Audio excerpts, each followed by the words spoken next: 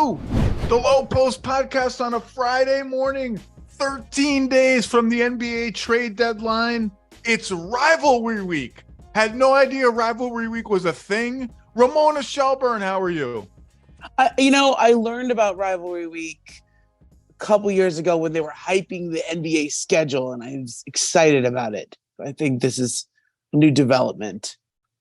Do we have load management abatement week? Oh, instead? I like that. Yeah, that's a good idea. I think there's also some classic rivalries that make sense, like Lakers Celtics. That's a good one. But then who do you match up Atlanta with? Who do you match up Atlanta, New Denver York. with? Atlanta, New Yeah. York. Denver. We can think of some good ones for Denver. Clippers is becoming a rivalry, except you know what has to happen for that to be a rivalry. In the playoffs. The Clippers have to win a game from Denver Ooh. at some point for that to be a Yeah. rivalry. Ramona Shelburne, we're going to hit a lot of topics today. You had a sit down with Pat Riley. And let me tell people before we get to that, sit downs with Pat Riley don't happen. Sit downs with Pat Riley are really, really hard to get. I had to get one for a Bam Adebayo profile a few years ago. And that was a lot to get that. Yeah. He doesn't like to do media. So we're going to get to that. First, let's react to all-star starter announcements, and we were both voters. So let's start Western Conference. The announced starters, vote the winners. The all-star starters: guard Steph Curry, guard Luka Doncic, front court LeBron James, Zion Williamson, Nikola Jokic. Ramona Shelburne, what was your ballot? I do not think I had Zion on my ballot, and that was not a knock on him. It was just I didn't think he played enough games. Everything's a knock. Everything's hate. I know. It's all there is hate. It's all hate. He just wasn't. He's hurt. So I did factor that in when I was voting, and I am trying to remember exactly where I had everybody. I think I had Ja on my ballot over Steph or Luka. Over Zion. You got to have two guards. You got to have two guards. Yeah. So I think I had Steph and Ja. Is that not right? So no Luka? I had Luka in the front court. Can't have Luka in the front court. Luka's a guard. Then I definitely had all those guys. Let me find my ballot. You go with your ballot. I'll do my ballot then, Ramona. Okay. All right. I had Luka Doncic at guard, Shai Gilgeous-Alexander at the other guard over Steph. That's a good. I explained this in my column. Yep. We all know Steph's better. Steph's the top 10 to 15 player of all time. We all know he's better now. Yeah. 400 something minutes. Shai's averaging 30 a game. I'm rewarding him. And LeBron, Jokic, and I had Sabonis as my last front court player. Over Zion, over Markkanen. Zion, look, he got in. Oh, you know what? I had Markkanen on my ballot. That's right. I remember in that moment I went Sabonis or Markkanen or Sabonis, and I just went with the home crowd pleaser. That's not a right reason to vote, but I did. Like I remember he's going to make it anyway. So he's going to make it anyway, but I thought like he's had a great year for them. The games in Salt Lake City, and I felt like Sabonis was going to make it anyway. Markkanen would make it anyway, and yeah, I did go Markkanen. That was the last one. Do you have your Eastern Conference ballot prepared? I remember that one off my head. I did both Cleveland guards, and I did Embiid. I left Durant off because I thought he was injured as well. So I did Embiid, Giannis, and Tatum. Both Cleveland guards? You had Garland starting? Yeah. I think I did both Cleveland guards. Wow. Yeah. What'd you do? That's bold. What'd you do? I mean, Darius Garland's had a really good season, but I had Donovan Mitchell, Jaylen Brown by a hair over Tyrese Halliburton, who should be a lock. Let me say it clearly. Tyrese Halliburton has to be there. And I had Giannis coming off the bench. I had Tatum, Durant, Embiid. Embiid got robbed. Embiid got robbed. Someone has to lose out of those four guys, which is stupid. It's stupid that we can't have all four of them starting. Yeah. The numbers say mostly that it should be Giannis. Durant being injured gives voters a window to just be like, is he even gonna? But he's verbalized that he wants to play, and he's played more minutes than Giannis. I think he's been better than Giannis this season. And so if I have to pick, I'm picking Giannis off the bench. It hurts me, but Embiid got robbed. Embiid is like Remember when Durant was like, I'm always number 2. I'm sick of being number 2. Yeah. I was the number 2 pick. Yeah. It's becoming Embiid now. It is. And like, there was a time when in the Western Conference, it was like this with guards too. Remember, it was you could never choose between Steph, Harden, Chris Paul, and Dame, and you had to choose 2 guards out of the 4 every year, and they really had. You could split hairs, right? Like I always think the All-Star vote. I don't think it's split so many different ways, right? Like I like the fans have a vote in there. We have a vote, but it's not like All NBA where I feel like it's as serious as All NBA where there's legitimately millions of dollars tied to it, and we really have to take all that seriously.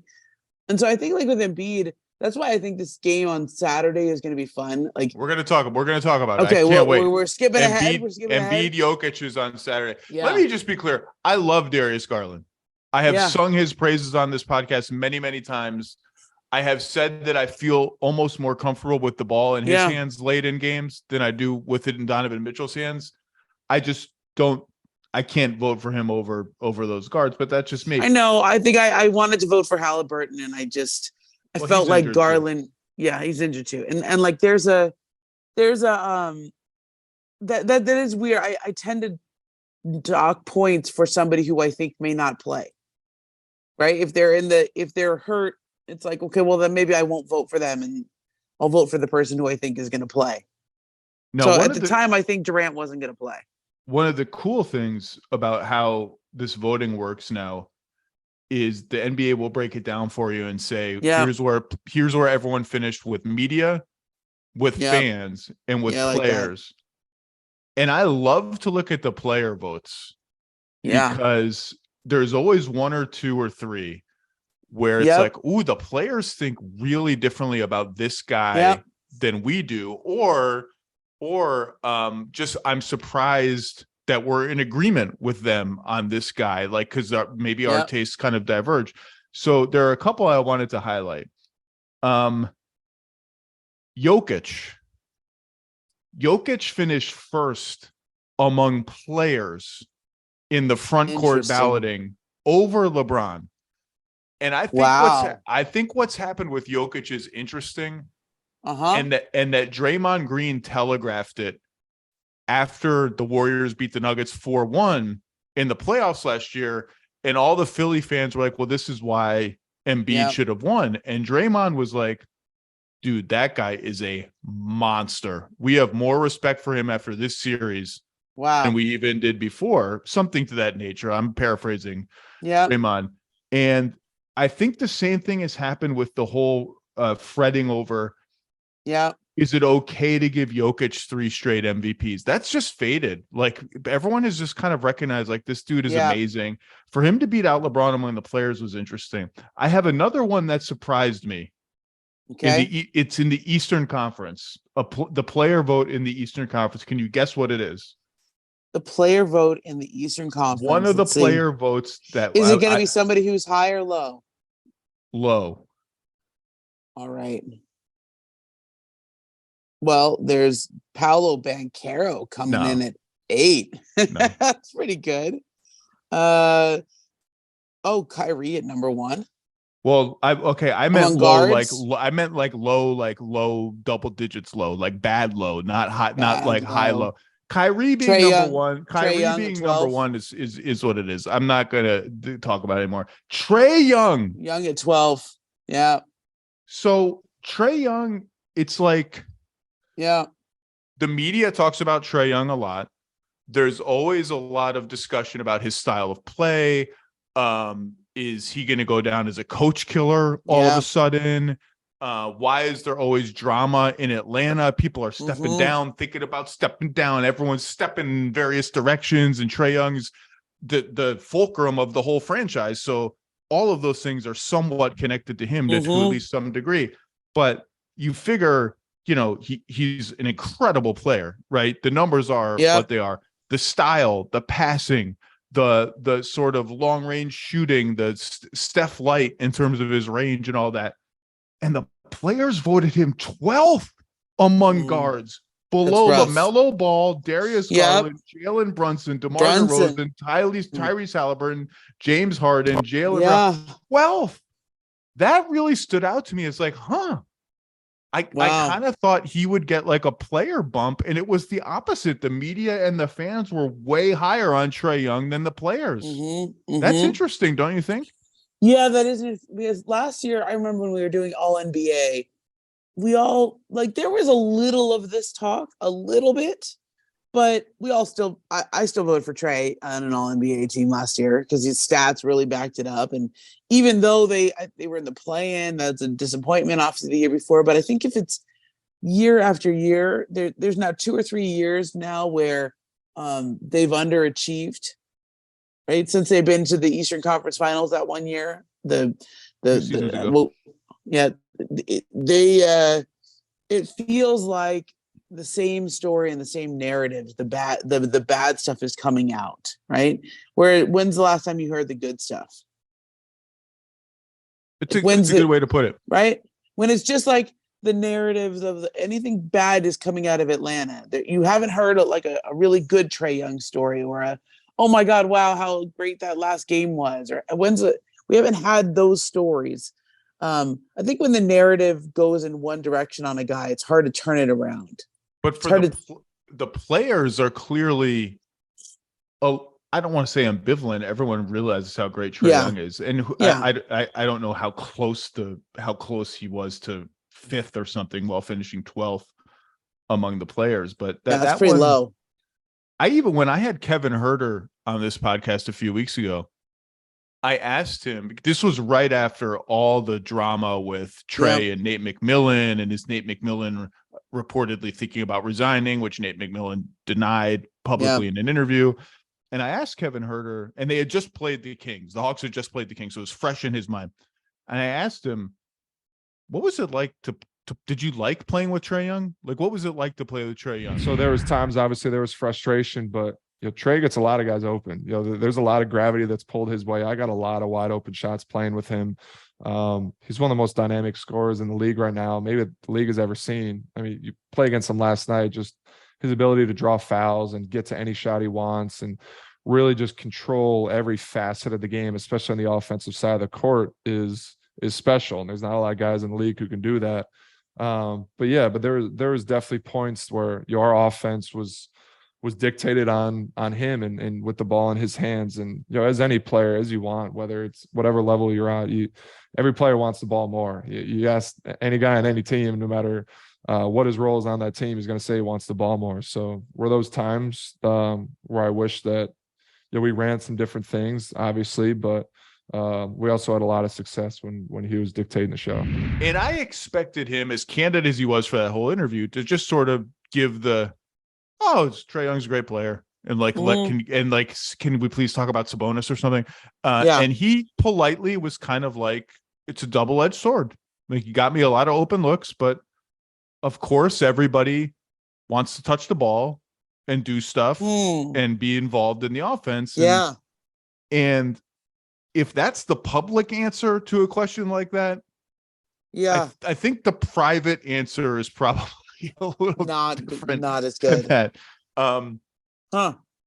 That's all I got. It'll be interesting to see. I do think it was interesting. I thought the Zion vote was interesting as well, right? In terms of player votes for Zion. Player vote was he finished higher among players, third among players, fans fourth, media fourth. I mean, I think that's impressive. Because I know when I watch him, I'm like, oh wow, he's really good. But there hasn't been a lot of him, right? He's sort of in and out. He's been hurt a lot. He's still hurt right now. Is he going to be back for the All-Star game? The last update we got was he'll be back in 2 weeks. So that's really cutting it close. But that's a real sign of respect from your peers. Usually I thought Zion would be very high in the fan vote. And the media would probably vote for him middle of the pack because he's been in and out. But he's across the board. That's good. Bigger picture Western Conference is a little teaser for later. Okay. The Pelicans are 3-11 in their last 14 games. for a while, the conference was like bifurcated between the top 4 and everybody else. Now it's the top 2. The Kings kind of in a tier by themselves at 3. And New Orleans has very quietly, with nobody watching because Ingram and Zion have been hurt. Ingram just came back their last game. Have fallen to 26 and 23. 3 games over 500. They're tied with the Clippers for 4th, 5th. Like 4 is now in play for almost everybody in the Western Conference. And not only that, the Pelicans' own draft pick now has a little bit more potential trade value than it looked like it was going to have a month ago when they were like a no-brainer top 4 team. That's for later. Talk about Pat Riley and how you got to Pat Riley. LeBron James right now, as of this recording, is 157 points away from tying Kareem Abdul-Jabbar for the most hallowed individual record in the NBA. We've all been doing LeBron stuff, LeBron thinking, LeBron watching, LeBron, all of that. I did not expect a Pat Riley just bomb to drop in the middle of my life a couple of days ago, mostly focused on Kareem and what Kareem meant to him personally, what Kareem has meant to the game as both a player, a champion, a statesman, all of that. How did you arrive at this with Pat? And what did he say maybe that you didn't expect in that piece? And people should all go to ESPN and read it because, like I said, Pat Riley's seen everything. He's seen everything. He's been around everyone. He's done everything in every role in the NBA for a gazillion years. When he talks, it matters. He and I had been talking about doing something for a while. And I kind of was in the place where, as we approached the record, and we talked about this at our summit at the beginning of the year. Remember, Zach? I do remember the summit. Yes. I felt like we really needed to write about Kareem a bit more. We really needed to focus on Kareem as we approach this record, because the classic sports talk radio discussion is, who's the best player of all time? And it's okay. Do you have LeBron? Do you have Michael? This generation will say, well, what about Kobe? And like the older generations, when you have that conversation, Kobe's usually further back, like 5th or 6th or something. But I feel like we've almost forgotten to mention Kareem all the time. Like Kareem gets lost out of those greatest of all time discussions a lot. And I think it's because of his personality. I think he played alongside Magic, who's megawatt, smile, personality, charm, everything. Like you could just forget anyone else is in the room anytime Magic's there. Well, remember their first game together.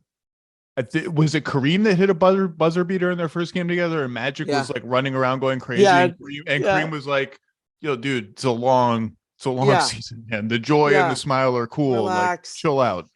And so I felt like this is a moment, and it's an interesting parallel and discussion with Kareem and LeBron, because they do have a lot of parallels in their careers and in their way that you think about them.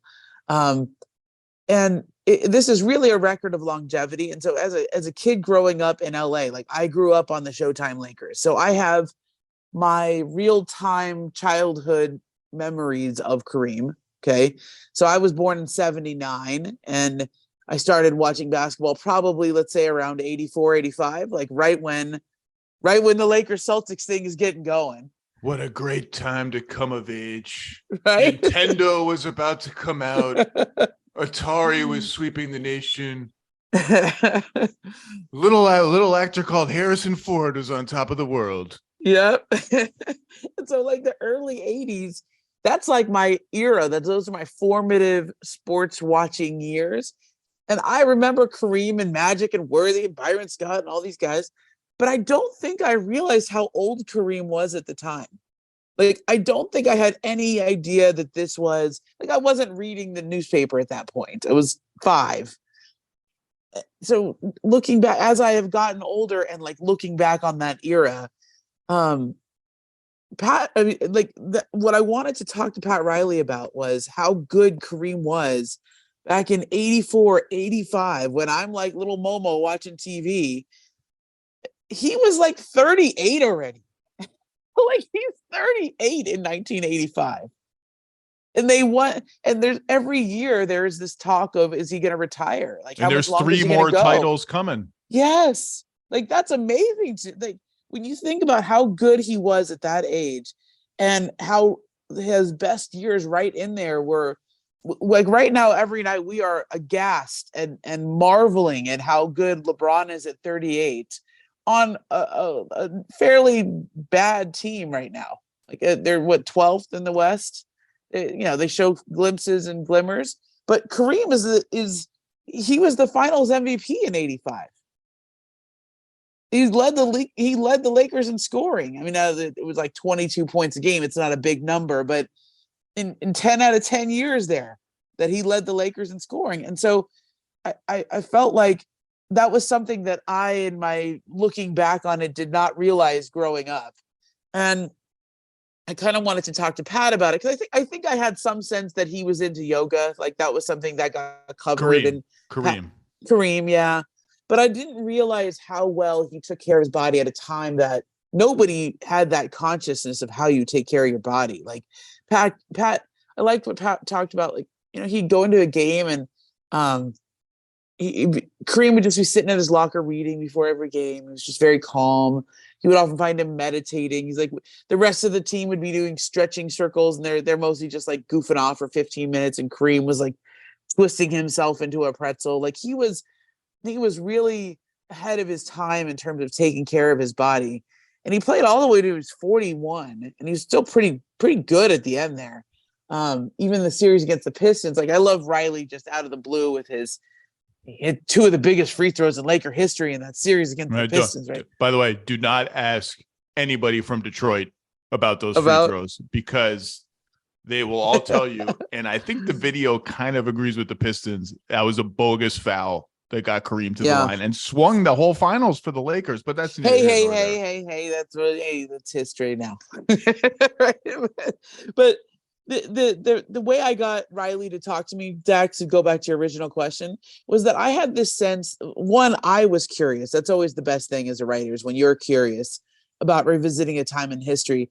And 2, I had this sense because I had been hearing about this Showtime Lakers reunion that they all did in Hawaii for a couple of years. It was supposed to be done before the pandemic, and then they had to cancel it because of COVID.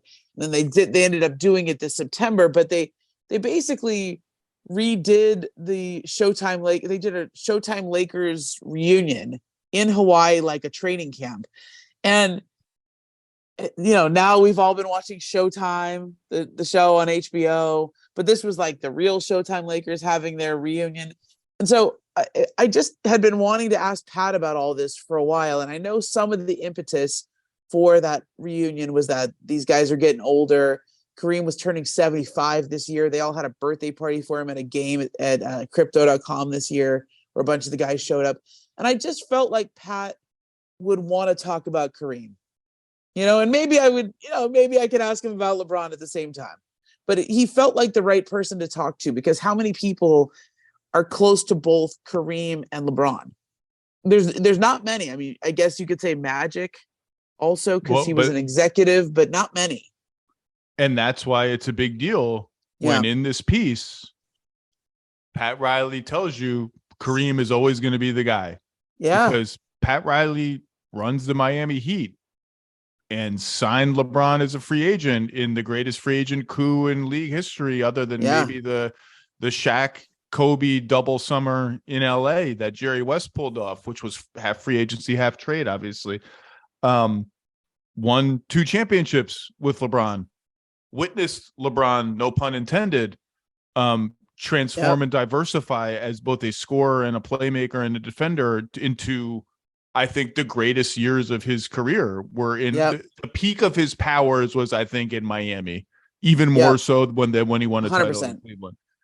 And it did not go unnoticed around the NBA, around Miami, around Los Angeles, around LeBron, that Pat Riley declared to you that Kareem is always going to be the guy.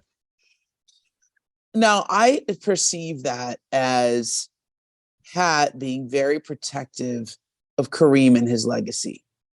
and also wanting to point out, and there's a quote in there. This is such a great Riley quote. Do you like the part where he goes, to me, the biggest numbers were always 906 and 1128. Randy Smith's all-time record for consecutive games played, and then AC Green. AC Green never missed a game. The first game he misses when he retired. By the way, let's just stop it. Just say that again. AC Green never missed a game until he retired. The first game he missed was the game he retired. So the easiest stance to take in media right now is that load management is bad and teams are overdoing it and the league has a problem because it's a populist stance, right? Like it's for the fans. The fans are losing out. Richard Jefferson told an incredible story on NBA Today yesterday. Did you see that? Yeah. About being a kid and going to a game by himself because his parents could not afford all the tickets for all the family. He wanted to see David Robinson specifically, was his favorite player, play. And how heartbroken he would have been had David Robinson sat out that game due to what was not known as load management, managing the loads. And it's an easy argument to make. It's low-hanging fruit and all that, but it's true. And I think Bill Simmons had a rant on it this week on his podcast too. Because Jokic missed that game in Milwaukee. Now Jokic plays all the time. I don't really know what went into that. But it's true, and I think the only solution, the only realistic solution is the season has to be shorter because this is not going away. Everyone is going to rest all the time, and Steve Kerr talked about 72 games. I just think either the season has to be shorter or the penalties the penalties have to be stiffer and the rules have to be clearer about what you can and cannot do. I just don't think there's any other solution. This is just what it is. But I felt like a lot of what. I mean, there was a bit more to that rant that I'm not recounting to you right now on the pod, but it's in some of it's in the story and some of it. I mean, Pat Riley, when he talks, you don't interrupt him, right? You let him go. Oh my, no, you do not. And you don't interrupt him. My limited experience talking to him or listening to him is that you do not know what direction he is going to go. I mean, you could be talking about Kareem and then you could be talking about Schenectady, where he's from in 2 seconds. We got onto Schenectady. I got to say that right. You got to really pause and make sure you pronounce that right, or you'll end up with something wrong. But like Pat enjoyed telling me about, he played Kareem in high school. Like Pat Riley is 2 years older than Kareem. Okay. And by the way, that's another thing that's cool about Kareem in an era where now everybody knows every good high school player that's 14 and up. They all have Instagram accounts. Right. They're all going to have NILs. They're all going to be famous immediately. Kareem was already famous as Lou Alcindor, Power Memorial High School star in New York City. He's the greatest high school player ever. He's the greatest college player ever. And he is, for another few weeks, the all-time leading scorer in the NBA. He was a celebrity in New York City in like the 50s or whenever he was in high school. Yeah. That's another just Kareem. Yeah. And so Pat played against him. So Pat's 2 years older. So he's playing against a much younger player, right? He's, in high school, but he goes, isn't it amazing that this guy that I played in high school, who I think Kareem was probably 6'8", 6'9" in high school, but he was still really big and powerful and a really good player, goes on to become the greatest player of all time. And he said it multiple times, right? Greatest player of all time. And he means, he goes, Michael's up there too. I mean, there's a line where he allows that Michael's up there too. But for Riles, the amount of games and the longevity that Kareem had, being as good as he is, and remember, Kareem played in college too. They didn't have the age limit rule, so that's why his age. And by the way, I meant 60s, not 50s. I'm aware of when Kareem was in high school. It's okay. It's amazing. Like, he could have had 2 more years in the NBA if they didn't have the age limit rule back then. Okay, he couldn't play as a freshman. Right, he just couldn't play. Yeah, you're not allowed to. There's stories about how the freshman team with Lou Alcindor would beat the hell out of the actual UCLA team, and he couldn't play for the varsity team. So I feel like I was glad Pat spoke on behalf of Kareem. And I have a feeling, there won't be that many Kareem stories which is why I wanted to run it early and set the idea early of, hey, this is Kareem's record. And I know that people know Kareem from that show that we've been watching. And he's the tall guy with the goggles and the sky hook. But he was a lot more than the tall guy with the sky hook. Like he was an incredible player for, until age 41.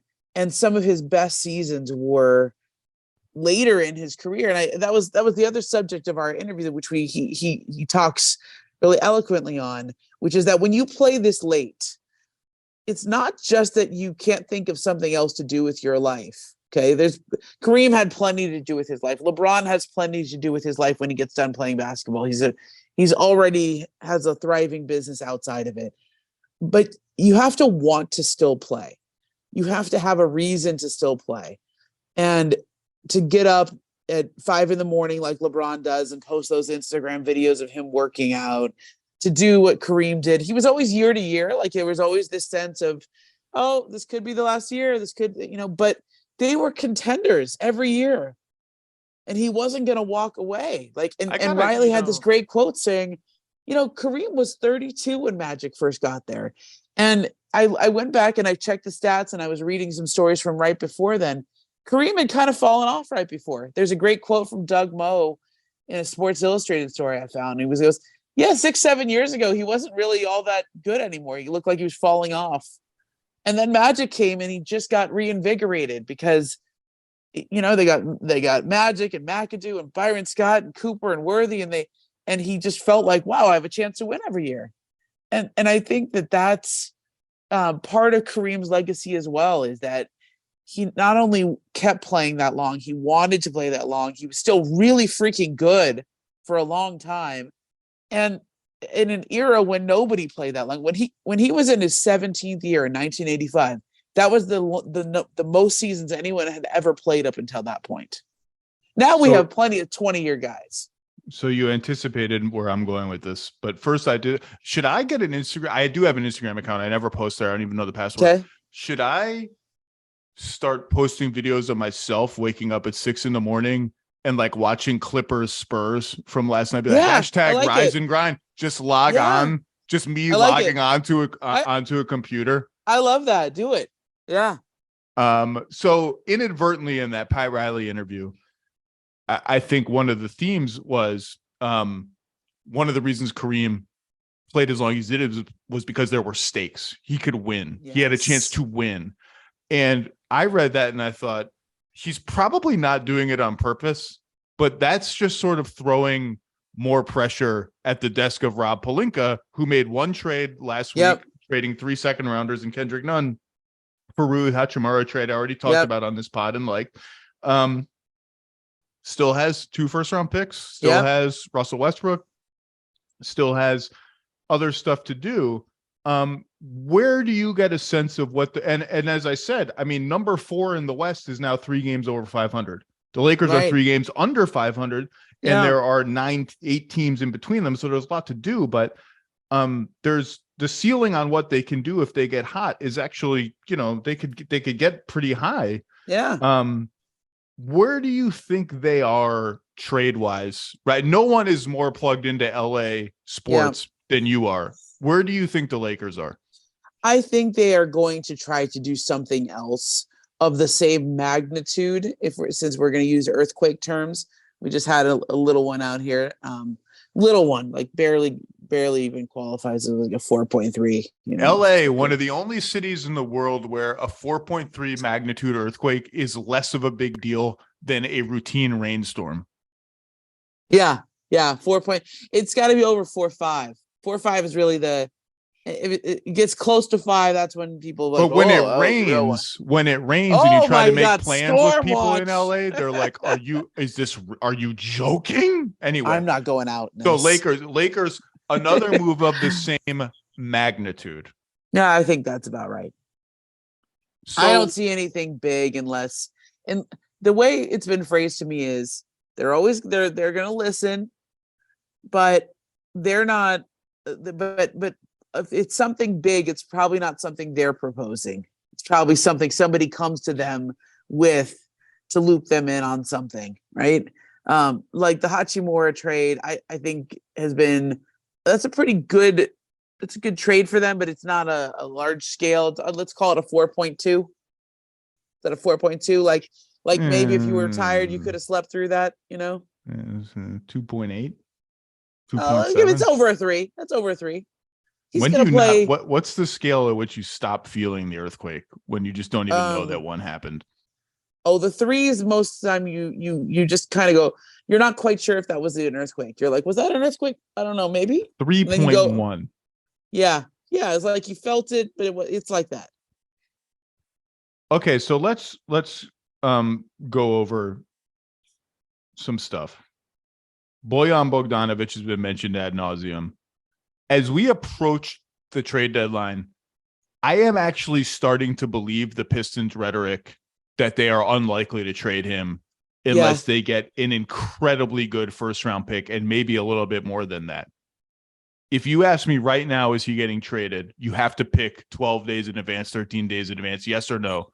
I'm actually going to say no. And that's different from what my answer was 2 weeks ago, 3 weeks ago, because I just thought they were kind of bluffing. I don't think they're bluffing anymore. I don't either.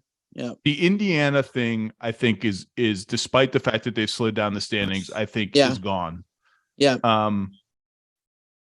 With no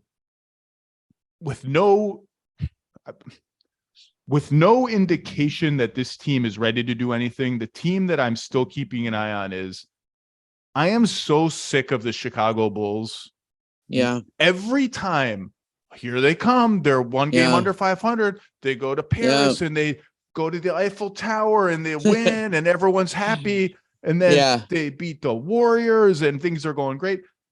They had a chance. They had a 3-game stretch right now. Charlotte, Indiana, somebody else bad, I think Orlando, to go over 500, which would have been, sadly enough, a landmark moment for this particular Bulls team. Yeah. A moment where they could have said, now we're in the running for 6th. Now we're in the running to be a frisky low round playoff team that we were last year. Is that what we wanted to be when we went all in? No, but it's better than being tied with the freaking Wizards for 10th in the East. What do? They blow a 20-point lead against the Pacers, who have no Tyrese Haliburton, and they lose by 16 to the Hornets, who stink. And the Hornets had LaMelo Ball back and Gordon Hayward back. Big freaking deal. Are you a serious team? Beat the Pacers and beat the Hornets. Yeah. The Bulls are not a serious team. Yeah. This team, it's been over for a year, the idea that this team has a path to ever contend for a title. Yeah. Over. That's been, forget a title, a second round playoff, that's over. Now it's like they can't even get out of their own way. And every time they have a stretch like this, I'm not making that up, they are tied with the Wizards. They're actually behind the Wizards, I guess, because of head-to-head. They're 11th in the East right now. And I think, well, I would posit this to you.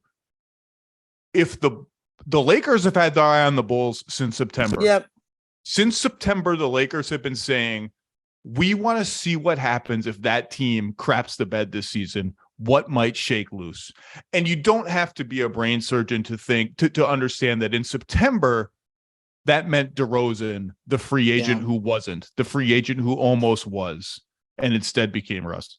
The name that's become more interesting to me as this season has gone on, and it's become clearer and clearer that the Bulls are not going to get it together, is LaVine.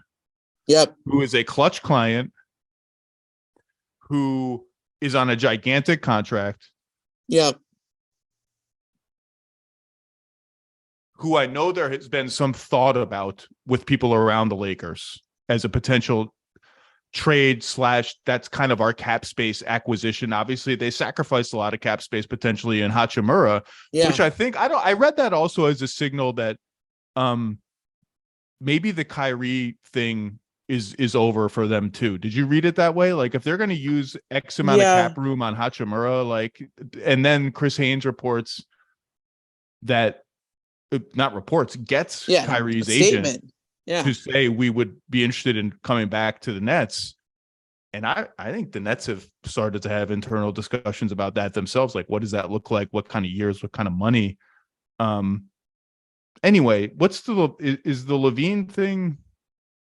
I think they would, the Lakers would be among several teams that would be looking at LaVine, right?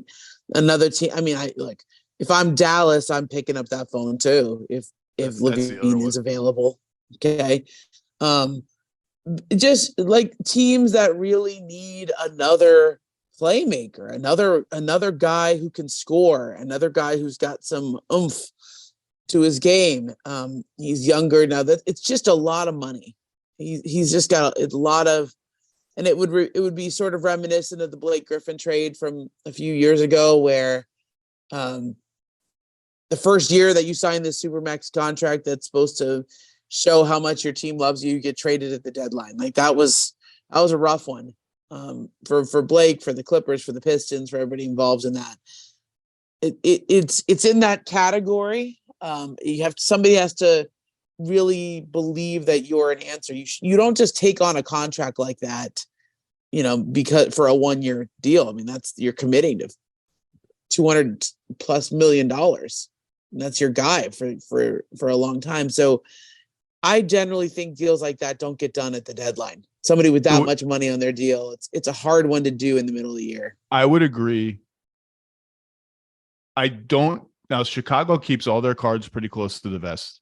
Yep. My best read on them all season has been they do not even want to hear this discussion.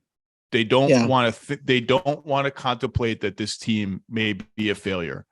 They don't want to contemplate breaking it up in any real sense. But I said earlier this week, if the Lakers came to me as the Bulls and said, you can have both picks, unprotected and whatever minimal protections we put on the second one, and Russ, I have to think about that, because it might, to use your Blake Griffin example, it might end up a get out of jail free card. Now, I don't think Zach LaVine has hit that point in his career. I think he's actually looked a lot better, as I said earlier this week. In the last 6 weeks, he looks more like Zach LaVine. He's in a slump again now. I've never been a huge LaVine guy because of defense and I think overall feel for the game, just not my kind of player. Now, the scoring and the shooting is undeniable. And I could, as the Bulls, retool around DeRozan. It does, as a downside, I think, lock me into re-signing Vucevic, which I don't love because it gives him leverage over me. And I get some picks back in the kitty. I'm not saying I would do it if I'm them, because Russ by himself has to have a pick coming with him because he's negative value contract. Yeah. And so I'm really trading LaVine for like one pick. That's probably not enough for me, but I think it's interesting. But the more Chicago just can't get it together, here are their next games. Saturday at Orlando, Tuesday home against the Clippers, then Charlotte, Portland, San Antonio. 4 of those games are winnable. 4 of those games are against teams like the Bulls under 500. Even the Clippers is like, you can beat the Clippers at home. I know the Clippers are on a nice 4-game winning streak. The Spurs, Lakers, Spurs are 3 of the games, so I'm not reading too much into it. Another Bulls trade target is for a lot of teams would love Alex Caruso. A team that I've speculated about with Alex Caruso before, and I don't necessarily see it as a fit, but stylistically it's a fit, is the Warriors. You're also very plugged into. They've always loved Caruso, like ever since he was a rookie. Now, my thing with them is I've got Curry, Clay, Poole, and DiVincenzo, who's playing great. So I have 4 guards. How can I fit another? Now, Alex Caruso can guards 4s a lot. Like he can guard up a lot of positions, but I don't have a ton of space for him. And the price it's going to cost, I think, is Wiseman plus a pick at this point. And that's not a lot, ton, but it's something. You are as well connected as anybody to the Warriors. The Bob Myers dirty laundry was aired this week. They are another team that just can't seem to string momentum together, even within games. What's your read on their aggression level here? I don't think it's very high. I think their aggression level has to be tempered by the money that any trade would bring in to next year, which is already a complicated year, right? I mean, obviously Bob's in the last year of his contract. Everybody on that team gets very expensive. By the way, imagine my surprise when suddenly on the Lowe Post podcast feed, my last name is Lowe. I am the host of the Lowe Post podcast. There was suddenly a Bob Myers interviews Steph Curry episode of the Lowe Post podcast on the field. I don't remember doing that. How did that happen? Bob Myers is already like preparing for post Warriors life on my podcast feed. You know how many questions I got about that? Anyway, that's neither here nor there. Well, I mean, look, it is. I feel like their ownership group has shown a willingness to spend money on championship teams. Right now, they don't look like a championship team. However, neither you nor I will ever count them out because we know what they can be when they turn it on. They just have to string together a stretch here. At some point, we got to see an extended stretch of Warriors style dominance and play. And you haven't seen them. So I think I could see them do something, but I don't think I would be surprised if they did something that added a lot of money to next year. Like if you have a player who's on an expiring, or if maybe there was something that gave them some flexibility after that. Okay. But every time I've called about this, it feels like that's a concern right now. Is that a good way to put it? I don't sense a lot of urgency either. Yeah. I sense a lot of not just money realities, but also a lot of faith in what this core can do. The faith is I wouldn't say it's wavering, but it is. They're just like us saying, I thought 50 games in we'd be we'd have hit a run by now. And I've said before, I do think a run is coming. I think the data suggests a run is coming, but it hasn't come yet. And they've had some injuries. They still have some injuries. I do think the time has come where, for me, James Wiseman is going to be in his fourth year next year. His fourth year. Yep. I know the Warriors picked him number 2 overall over, we all know who was also on the board, right? And how those players would have fit. Yeah. Yeah. And teams are always reluctant to punt on picks that high, that defining, that beloved by the ownership group, that sexy when they're catching lob dunks and here's the vertical spacing we don't have. And I do think fans have been too hard on Wiseman considering how little he's played. There's an interesting player in there somewhere, but this is year 3 and he does not play ever. Yeah. And he's not going to play in meaningful games. There's no path. It's over for this season. Next season's his 4th year. I do think it's time for them to not be so precious anymore about, well, we couldn't trade James Wiseman for that 6th or 7th guy. We couldn't trade James Wiseman for Alex Caruso. Really? Alex Caruso? He takes 2 shots every 26 minutes. Yeah. I get all that. It just, what they have now is really precious with Steph. And it just doesn't feel like this is happening for James Wiseman. And it'll happen somewhere someday. And if you want to wait on it happening in Golden State, that's fine. That's your prerogative. Yeah.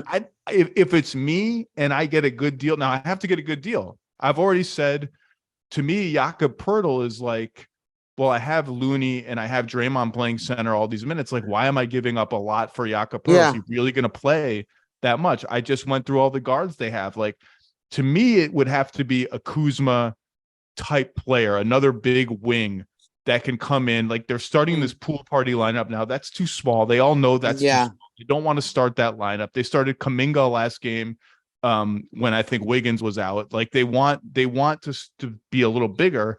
That's the kind of player I'm looking for. Obviously, Kuzma now, the Wizards either are hell-bent on keeping him or are going to demand a king's ransom after the Hachimura deal puts out the appearance that they're hell-bent on keeping him. I'm at the point with the Wiseman thing where I get the preciousness and the affection you feel for him.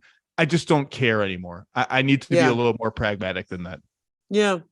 So they're a team that I think the next, what is it, 2 weeks now until the deadline? I think that matters. It matters that like these next 2 weeks matter for them. Quick hitters. Okay. You mentioned Sixers Nuggets this Saturday. Jokic, Embiid. You know Embiid cares about this game a lot. A lot. I want you to just take me inside the Sixers a little bit, because I don't feel like, and I've said this to our people on TV, I don't feel like we're talking about them enough. They are one game in the loss column behind Boston. Now they've got a lot of games in hand, so they're like 4 in the win column behind, but they're knocking on the door of first in the East. I can't believe this has now fallen to me among others. I am on the James Harden is having a wildly underrated season and should be an all-star lock parade float. I don't know how I got there. I just sort of woke up and like, whoa, I'm on the James Harden team. Okay. And not only that, I keep saying this, and I feel similarly about Milwaukee with Chris Middleton, how no one is talking about how Chris Middleton like his contract is up potentially after this year. It's kind of a big deal. It is a big deal. I just think the stakes, I maybe the Clippers are the only team that has higher stakes to what happens the rest of this season than Philadelphia. Because as I've said many times, we are 8 months removed from Harden whimpering out of another elimination game, the Sixers whimpering out of another second round playoff series that they arguably could have, should have won. Now Embiid missed the first couple games. It's a whole different series if he plays. And all the talk then was, what a disaster. What a disaster. They traded Simmons after a year off and they got Harden, and this is all they got. And now Harden's entering free agency potentially, or is eligible for a new deal, whatever it is. How are they going to upgrade this team? And then they quiet all that noise with a summer and off season that we all agree is a home run. Tucker, House, Harden back on a Melton, great trade. Memphis could use Melton. Hashtag cap circumvention on the Harden, Harden Tucker House stuff. And that quiets it, but it's still there. Harden can be a free agent after this season. Woj reported the Houston, Harden's potential interest in a reunion with Houston. Now, I think you and I have both heard the key figures on the Rockets may be there may not be total universal agreement about whether that's a good idea. They do owe the Thunder their top 4 protected pick next season, which is one reason it would be nice for Houston to not be crappy, and why James Harden might be a fit there. But just like Embiid's seen a lot. He's seen a lot. Simmons is gone. Yep. And Simmons, Harden has been up and down in Philly. Houston Harden is gone forever. That kind of bruising, powerful, get to the rim at will finisher. That guy's not going to be there.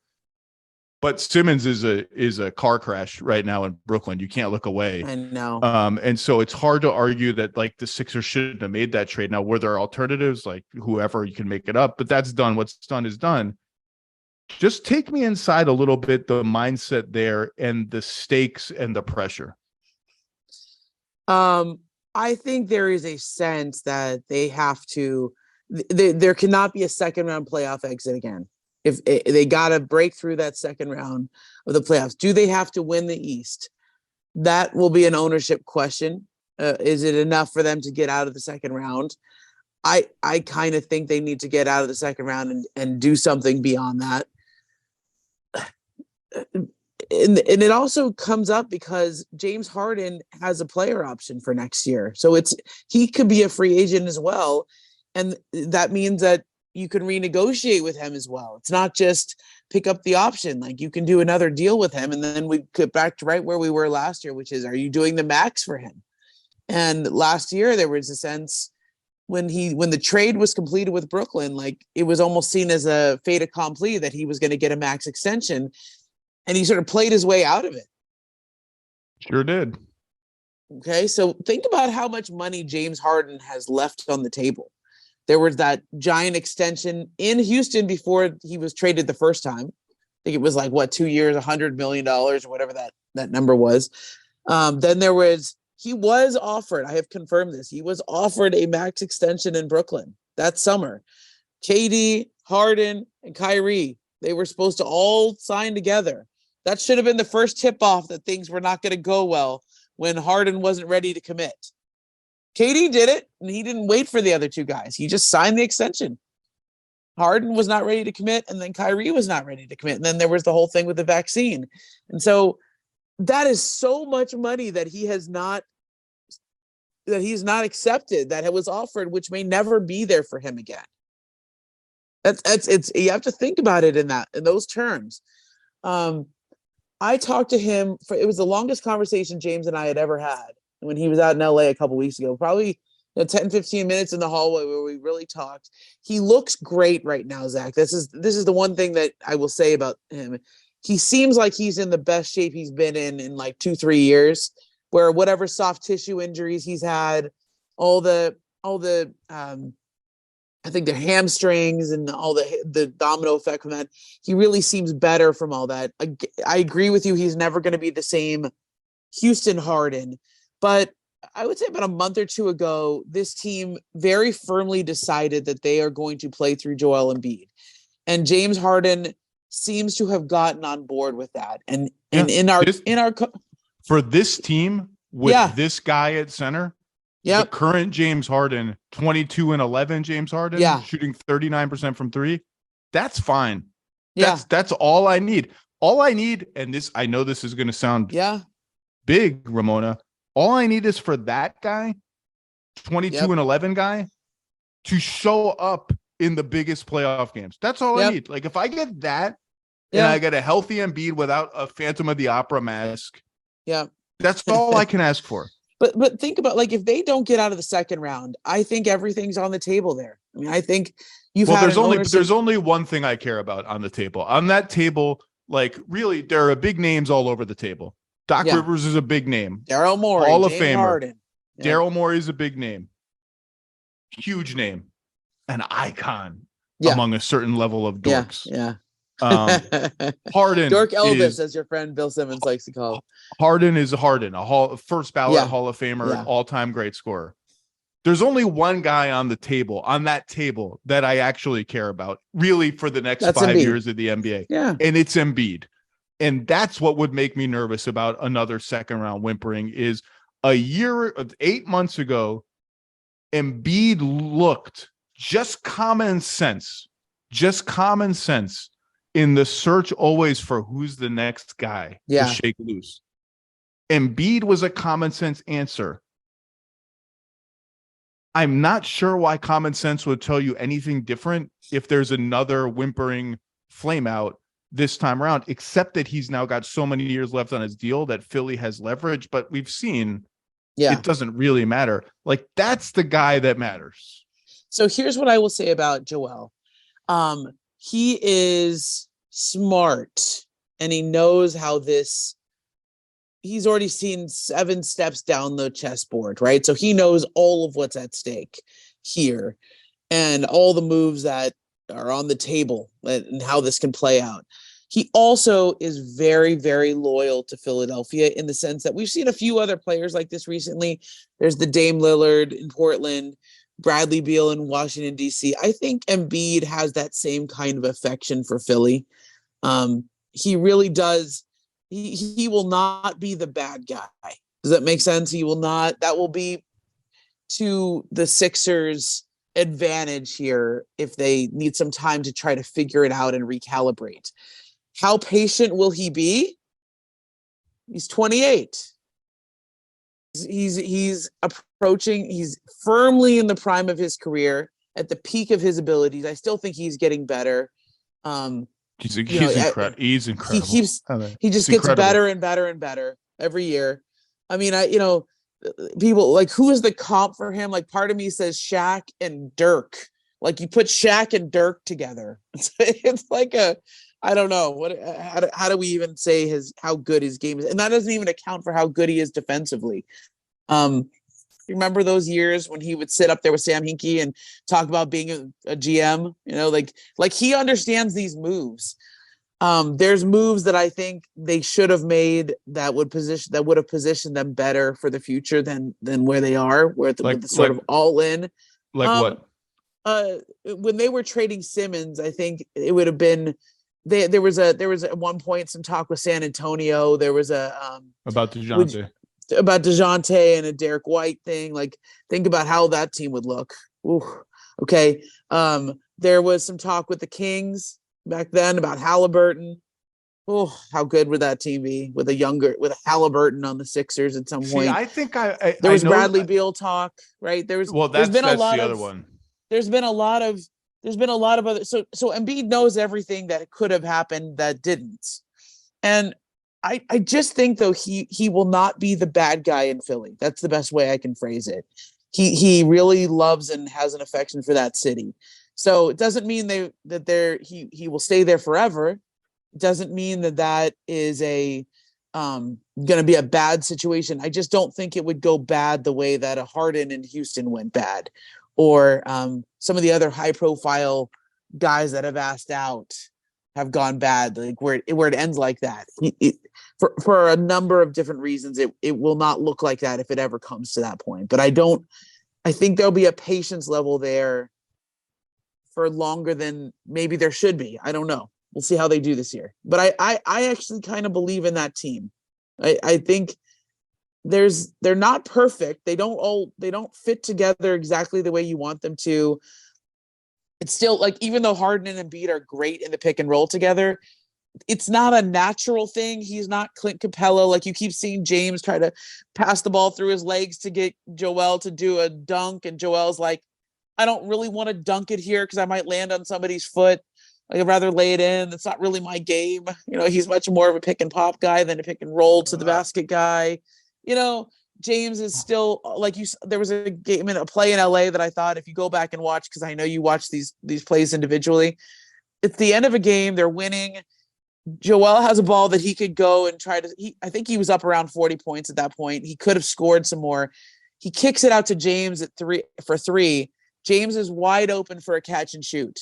And this is what they're trying to get James to do more of: catch and shoot. And Joel, it's almost like forcing the issue. Like, James is trying to get Joel to do things he's uncomfortable with, and Joel's trying to get James to do things he's uncomfortable with.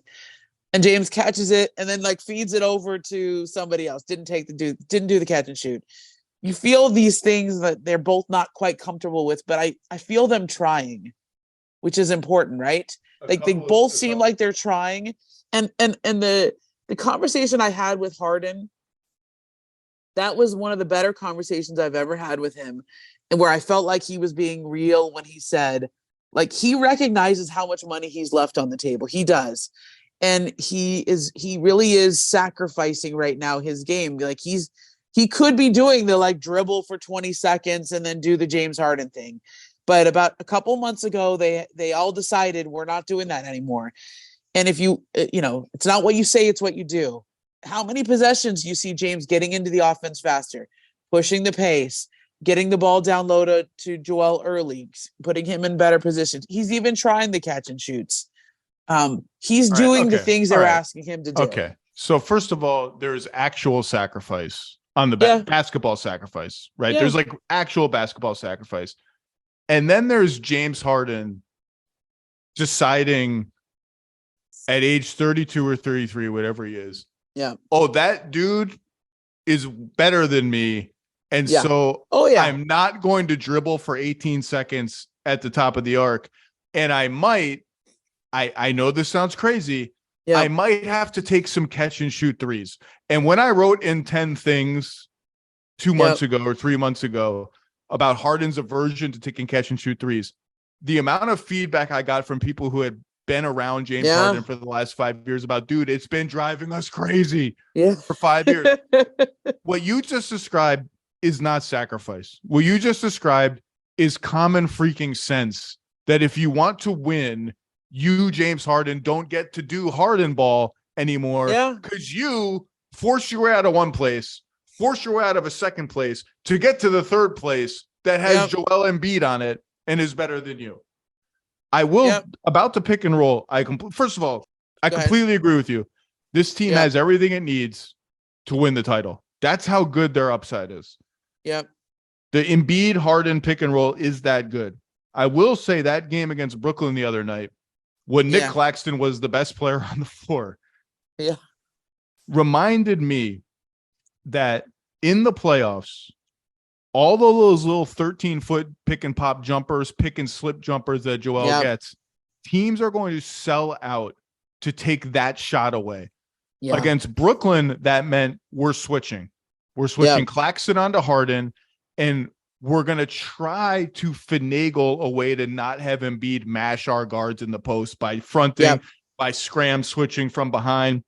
Without Durant, they're not the best equipped team to do that, but they actually slowed the Sixers down a little bit with that and his zone defense.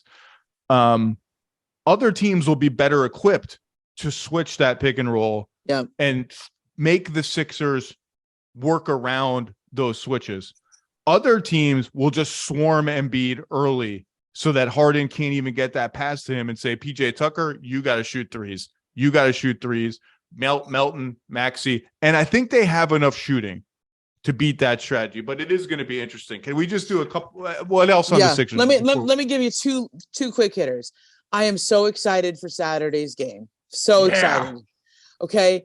And a couple of things that Joel has realized in the last couple of years. Like, it sucks finishing second. Like, he's like the Susan Lucci of the MVP rings, right? Like, 2 years in a row to finish second to the same guy. Like, that's a rough one. But part of the reason I think he has finished second is not just because Jokic is really, really good and his stats look great. It's because in some head-to-head matchups late in the season, the signature moments have gone to the other guy. Okay. Do you remember last year when Joel actually outplayed Jokic during the game, but Jokic hit this weird fall away that ended up being the winner?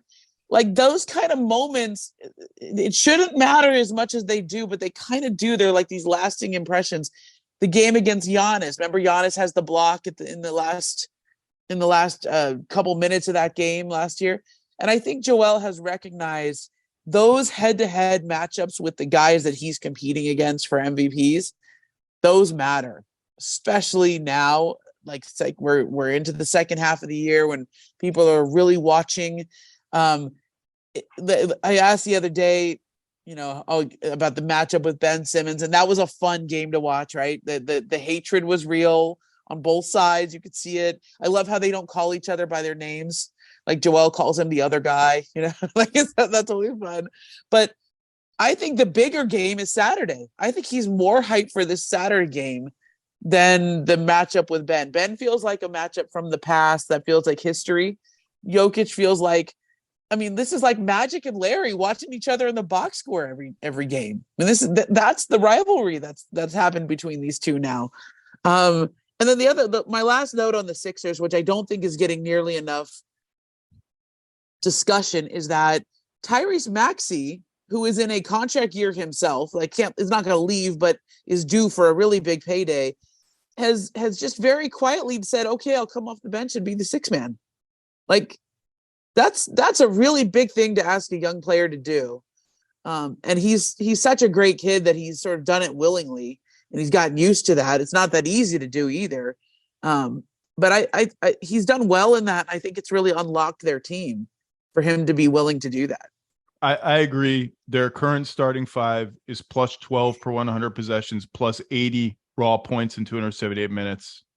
Yep. I like the fact that attached to that, Doc is experimenting, is leaning into Maxey, Harden, Melton together with Embiid. Like now, those lineups are shaky so far, but I think that's worth investing in. They've got everything they need. It's going to be hard for them to make an upgrade at the deadline because they just don't have much. But I agree with you on Maxey, and he's got his 3-point stroke back lately. He's looking a lot better. And this game Saturday is must see TV on. I mean, this is like WWE, what, Royal Rumble, maybe. It's not quite. Well, he's already doing the crotch chop, and KD didn't like the crotch top, right? What did KD Totally. Was KD? I don't ever know if KD on social media is serious calling that a trash celebration, because I don't think he's like the morality police on the DX crotch chop. He's like what Joel used to be. Like, he used to just comment on everything, and then Joel's taken a step back because he realized it's a distraction. But like, Joel jumped back in there too. Didn't he answer KD on Twitter afterwards too? He did. I will say, by crotch chop number 5, I'm like, okay. Like, I got enough. Like, enough of the chopping of your crotch. The last island I'm on, and then we have to stop. Not island, but this is totally unrelated to anything we talk about. I just want to say it and get it on record. Every time I talk to a league executive about John Collins, I feel like an insane person, because they're all like, well, John Collins is overpaid. His contract runs so long. I think whoever gets John Collins in a trade is going to be very happy with the player that they get. And Utah has already been reported as involved. I think that is still alive. There are other teams that I'm less of a feel for. I would keep an eye on Phoenix. And I think a big story this week that Baxter and Woj broke is that the new owner is going to have control of the team before the trade deadline. I know Phoenix has kicked the tires on John Collins before. One of my favorite fake trades I ever made before this season was Crowder, salary filler, and 2 first-round picks to Atlanta for Collins coming back to Phoenix. I don't know if Atlanta gets 2 first-round picks for John Collins anymore, unless they're bogus, highly protected first-round picks. I'm just saying, the Suns, now they lost to the Mavs last night, and we should probably mention that Luka turned his ankle. We'll see how that goes. Hopefully nothing. Suns are Woj literally just tweeted for you. What do you say? He says, after hurting his ankle in the victory of the Suns on Thursday, Doncic is expected to be day-to-day with what's described as a mild sprain. Look at that. Rejoice. The Suns are 25-25. I'm just saying this. Booker will be back soon. Paul's back already. Cam Johnson is back now. Cam Payne will be back at some point. DeAndre Ayton's back. A lot of guys coming back. If you got me a top 6 of Chris Paul, Devin Booker, Mikal Bridges, Cam Johnson, DeAndre Ayton, and John Collins, I don't care where John Collins fits in. If he's starting, if he's coming off the bench, if he's some 4 next to Ayton, and he's the backup 5 after Ayton, that's an exciting team. That's all I'm saying. Keep an eye on John Collins. People need to go back and watch the playoff run that the Hawks made that has been now dismissed and laughed at as the quote worst thing that's ever happened to their team, a fluke, whatever you want to think of it, that's fine. John Collins in that playoff run decided, hey, I don't get to do the stuff that I really want to do on this team. Yeah. They got Trae has the ball all the time. Clint gets to be the rim runner guy. I got to fit in. I'm not going to score 25. I'm not going to be able to face up and drive. I'm not going to get to be John Collins. Yeah. You know what I'm going to do, though? These games really matter. I'm going to play the best defense of my career. I'm going to be the best rebounder I've ever been. And I'm going to scrounge my way into 16, 17, 18 points because I'm that good in a limited role. And he really impressed me in those playoffs. And since then, it's just kind of been, you just get the feeling that the situation is now played out. Yeah. I think whoever gets him is going to be happy. That's the end of my John Collins take. Ramona Shelburne, insider extraordinaire. We didn't even talk about the Clippers or the Raptors. I gave myself a 1 episode Raptors prohibition rule. I thought you were going to ask me about Fred VanVleet going to the Lakers. I mean, I thought that was Lakers or Clippers. Either, right? But really, the Lakers have the cap space. So, well, a front office person. I thought for sure you were saying that. Oh, you meant in free agency. Yeah. A front office person told me yesterday, if the Clippers need to trade Terrence Mann to get Fred VanVleet, they should do it. And I thought, whoa, that's interesting because they don't want to trade Terrence Mann. They love Terrence Mann. He's young. They need him. He brings them some juice. He's their starting point guard now. They certainly are going to be hesitant to trade him and a pick. But it was, I don't know that I do that if I'm the Clippers, but his point was, this thing is like, how long do you have with this group? This thing is not, it's not teetering now because they're now winning, but they're 3 games over 500. Like you got to win now. And if you got to win now, you can't be too precious about Terrence Mann. I thought that was interesting, but we'll talk. We got way more time to talk about this. Ramona Shelburne, read her Pat Riley piece now on ESPN. You know everything about all these teams and everyone. Ramona, thank you. Thanks, Zach.